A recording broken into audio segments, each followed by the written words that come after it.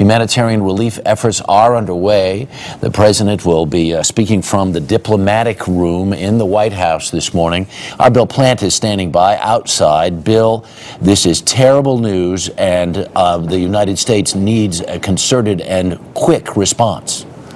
That's what's being prepared, Harry. There are assets standing by in places like Puerto Rico, Guantanamo Bay, moves to get the U.S. hospital ship Comfort back down into the waters off Haiti where it's been before.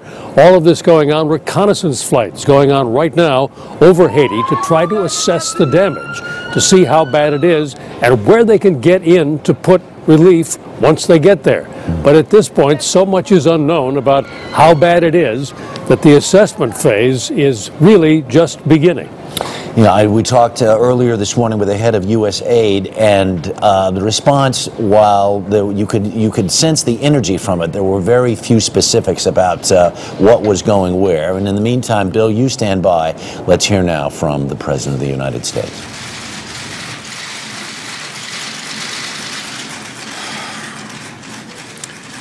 Good morning, everybody.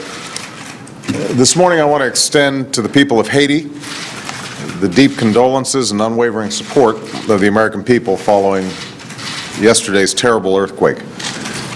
We are just now beginning to learn the extent of the devastation, but the reports and images that we've seen of collapsed hospitals, crumbled homes, and men and women carrying their injured neighbors through the streets are truly heart-wrenching. Indeed, for a country and a people who are no strangers to hardship and suffering, this tragedy seems especially cruel and incomprehensible. Our thoughts and prayers are also with the many Haitian Americans around our country who do not yet know the fate of their families and loved ones back home. I have directed my administration to respond with a swift, coordinated, and aggressive effort to save lives. The people of Haiti will have the full support of the United States in the urgent effort to rescue those trapped beneath the rubble and to deliver the humanitarian relief, the food, water, and medicine that Haitians will need in the coming days. In that effort, our government, especially USAID and the Departments of State and Defense, are working closely together and with our partners in Haiti, the region, and around the world. Right now, our efforts are focused on several urgent priorities.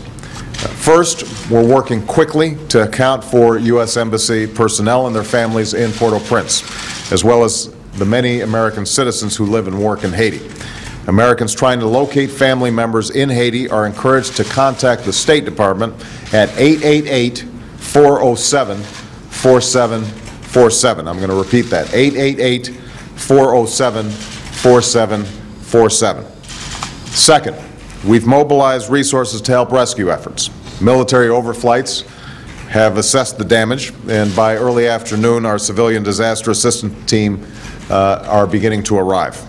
Search and rescue teams from Florida, Virginia, and California will arrive throughout today and tomorrow.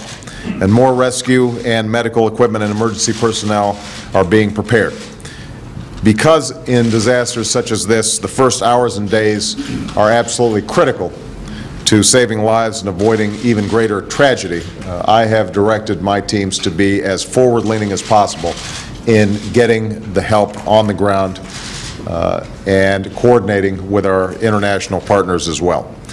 Third, given the many different resources that are needed, we are taking steps to ensure that our government acts in a unified way.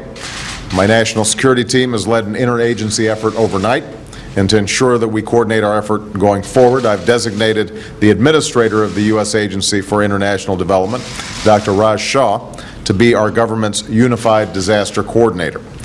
Now, this rescue and recovery effort will be complex and challenging.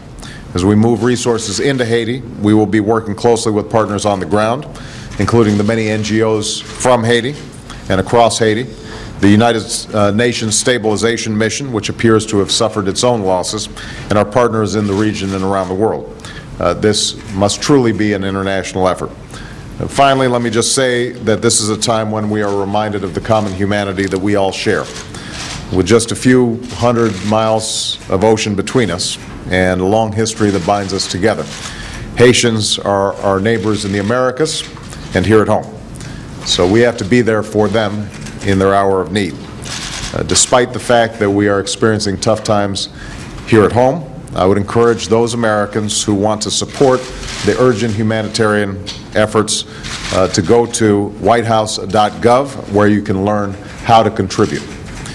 We must be prepared for difficult hours and days ahead as we learn about the scope of the tragedy. We will keep the victims and their families in our prayers. We will be resolute in our response, and I pledge to the people of Haiti that you will have a friend and partner in the United States of America today and going forward. May God bless the people of Haiti and those working on their behalf. Thank you very much.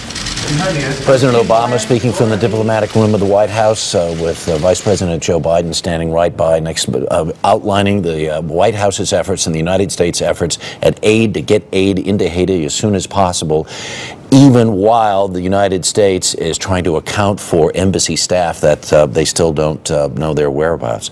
The headlines from Haiti this morning, even as we speak, the country's president, Rene Preval, told the Miami Herald this morning that many thousands may have been killed, the devastation in his eyes unimaginable.